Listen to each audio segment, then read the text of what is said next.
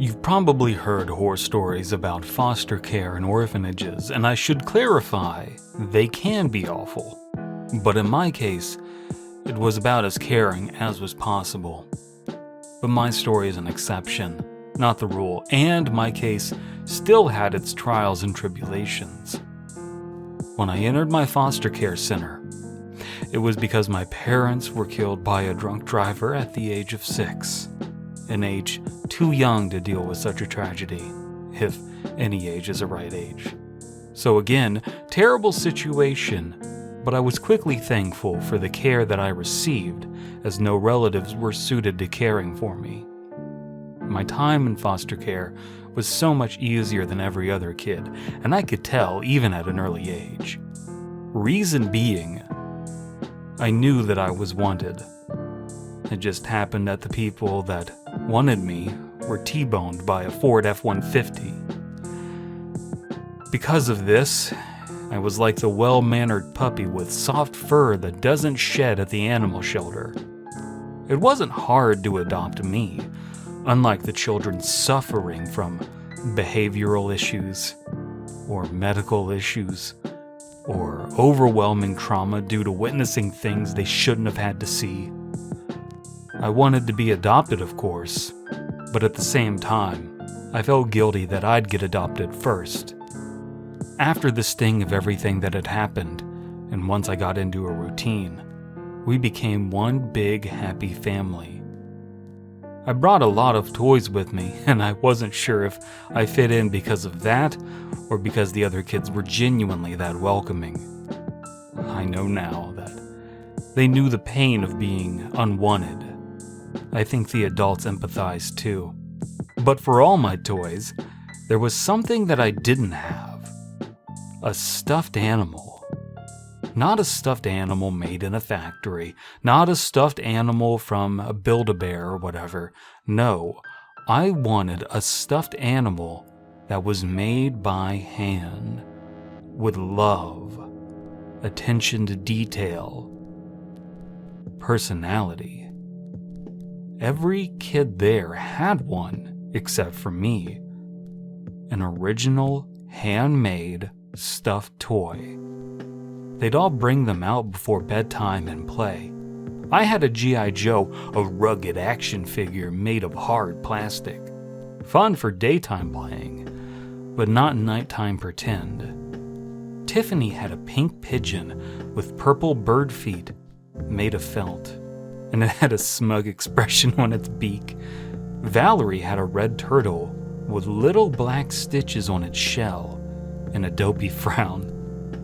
Peter had an all-black deer with red tail and ears, and its eyes squinted with laughter. All of them were like that, unique and reflective of who they were. When I asked where they got them from, they told me about the toy maker. Toy maker? I'd ask. Yeah, they come and make stuffed animals, right in front of us. Every kid gets one toy. If you already have one, you don't get another. And the toy maker doesn't talk. They just come, sit in front of you, and make the animal. That's what they explained in their flawed kid language. When I asked if you choose the animal, they said, kinda, like the toy maker already knows. Regina asked for a purple cat and got a blue cow and loved it. I said that's what I wanted, but I was wrong. Blue Moo the cow was who I really wanted. Adults were very evasive about the toy maker. They didn't explain or give any answers. When I asked when they'd come next, they didn't seem to want them to be there. When can he come next? I'd ask. They told me that the toy maker wasn't a man. When can she come then? I was then told that the toy maker wasn't exactly a woman either. My kid brain was confused and frustrated. I wanted a stuffed animal too. I wouldn't be there forever, but I wanted to fit in while I was there. Not long after, I was adopted by my new parents. But I continued to visit my old foster family for a while. It was hard to break away from that world. I kept looking back, worried about moving on without them. And let me tell you, I was extremely popular.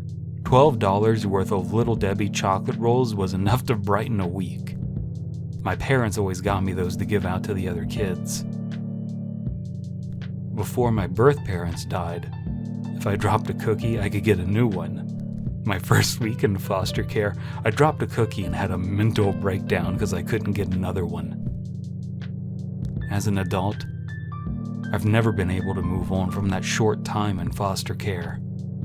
Ignoring the fact that two biological males can't reproduce together, my husband and I adopted 3 awesome kids because of my experience. One that suffered from behavioral issues, another with mobility issues, and another that witnessed an abusive household.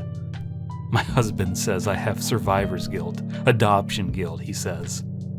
Of course, as a 46-year-old man, that time in foster care was roughly 40 years ago, and that foster care center is long gone. But the building remains. It's not exactly prime real estate, so it was never repurposed or demolished, I guess. I got sentimental not long ago and wanted to see the old building. It's so not like me, but I pulled off the plywood on the windows on the first floor and crawled inside. I doubted I'd get in much trouble if I was caught. I turned on my phone flashlight and began to look around. But very few memories flooded back to me like you might think. They remained operational for quite a while after I left, and changed decor. Changed from the single stack beds to bunk beds. Jealous. Besides the showers and toilets, most of the place was new. Well, new to me. It was covered in dust.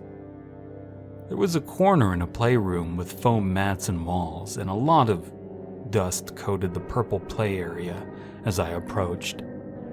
I was startled when an object dropped from the ceiling. On a rope, like a noose against the wall, was a stuffed animal. A brown and green dog. Floppy green ears. A blue spot over one of his eyes. And a goofy tongue sticking out, made of felt.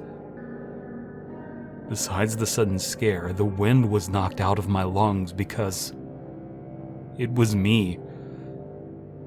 This dog was me. I began panicking as I was looking at the toy, not bothering to look up, just in shock that it was me. After all this time, it was me.